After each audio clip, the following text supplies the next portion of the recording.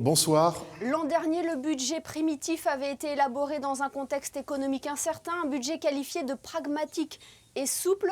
Comment présenter le budget primitif 2022 ? Eh bien, le budget primitif 2022 est un budget à la fois optimiste, ambitieux, mais tout à fait aussi adapté à la situation économique.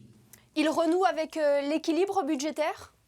Il renoue avec l'équilibre budgétaire puisque nous aurons un peu moins de 3 millions d'euros d'excédent, ce qui est moins que par rapport à d'autres années, mais ce qui est bien entendu beaucoup plus que les budgets précédents. Alors, que s'est-il passé ? Il s'est passé que nous avons eu une amélioration très nette de la situation économique et nous souhaitons bien sûr, et nous en donnerons les moyens, qu'elle se poursuive. Évolution de la situation économique, on l'a vu depuis le Grand Prix, premier Grand Prix de Formule 1 qui a été disputé avec du public, mais également l'amélioration très sensible de l'activité des commerces, des hôtels, des restaurants pendant l'été, en juillet, en août et en septembre. Si bien que, par exemple, nous avons une croissance très nette de la TVA et nous prenons ça en compte à nouveau pour 2022. Voilà, quelles sont les grandes orientations de ce budget, les principaux enjeux ? Le plan national pour le logement représente toujours une part importante ? Absolument. Le plan national pour le logement, c'est un des postes les plus importants en termes de dépenses. Nous poursuivons l'effort parce que c'est une priorité nationale voulue par le souverain.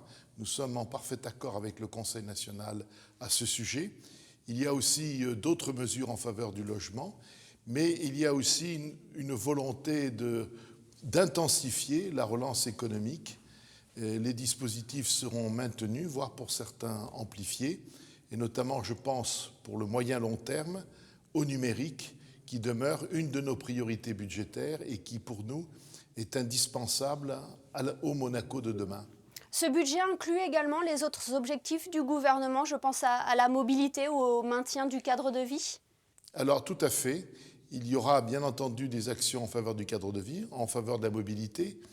Mais ce que je voudrais dire aussi, c'est que tout cela procède d'ambition en matière d'intervention publique, en matière d'investissement, mais que parallèlement, les dépenses de fonctionnement de l'État sont tout à fait contenues, puisqu'elles n'augmentent que de 4% à peu près.